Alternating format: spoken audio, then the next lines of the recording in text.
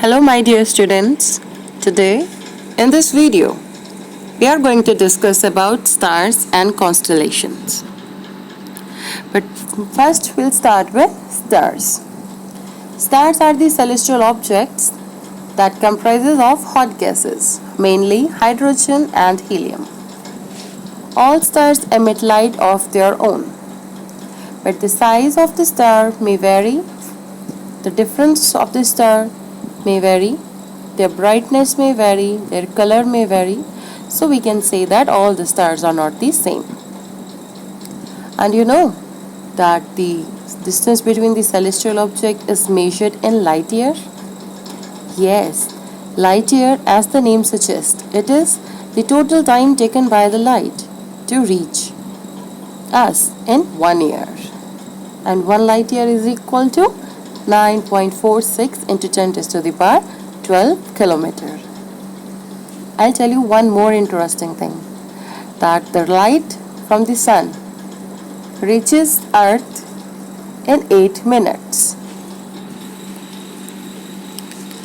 Now, why do stars twinkle? As we know that there are several layers of Earth's atmosphere and they have different densities. So when stars emit light, then this light enters in our Earth's atmosphere, and due to various differences in the densities, it appears to be traveling in a zigzag path. So this is why we find that the stars are twinkling. Now, why do stars are invisible during daytime?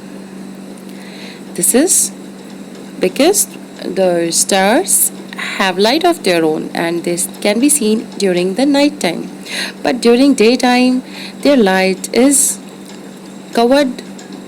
We can say that the light is covered by the bright sunlight, because the sunlight is so bright that it covers all the light in the sky. So we are able to see the stars during the daytime.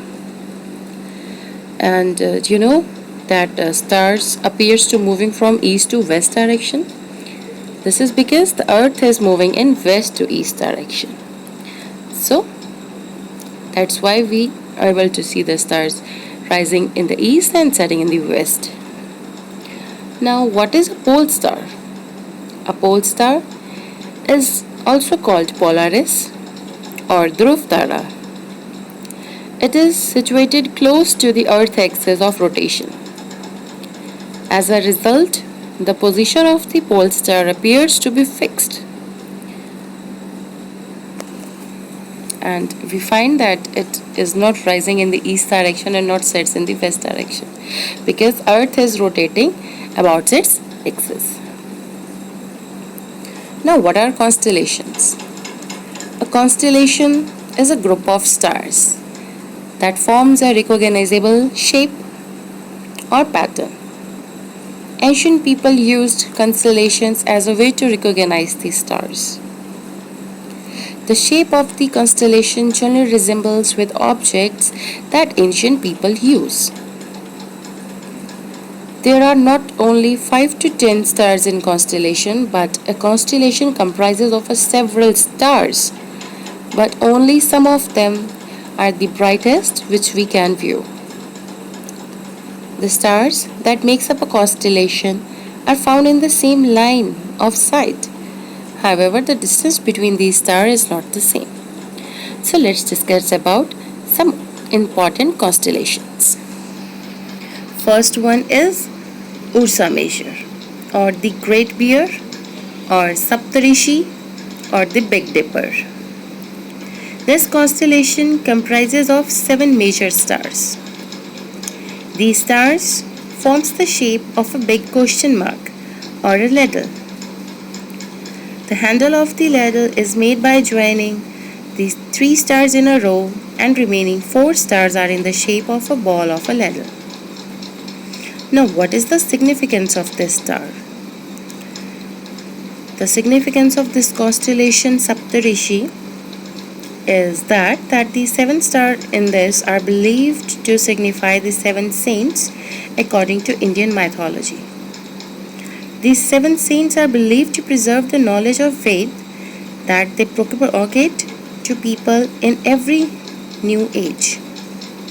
The pole star is located above the northern hemisphere and hence cannot be seen through southern hemisphere. The earth rotates about its axis, so that's why pole star appears to be stationary. The next constellation is Orion or the Hunter. It is one of the most magnificent constellations of the sky. It comprises of 7 to 8 bright stars. There are 3 stars in the middle that appears as a belt of a hunter. The remaining 4 stars are arranged in the form of a quadrilateral. The Sirius star is the brightest star in the sky and it is located with the help of this constellation. The next constellation is Cassiopeia. It is a constellation found in the northern hemisphere and can be located in the sky during winter season at the beginning of the night. The shape of this constellation resembles with a W or distorted M. The name of this constellation was given after the Queen Cassiopeia in Greek mythology. The next constellation is the Leo constellation. It consists of several bright stars and that is why it can be seen in the sky easily. It can be viewed from the northern hemisphere mainly in January to June as well as in the southern hemisphere nearby summers and autumn. The Leo appears upside down from the southern hemisphere and it is one of the oldest constellation that was recognized almost 6,000 years ago. This constellation signifies the adventures of Hercules. So this is all for the stars and constellation. Thank you so much.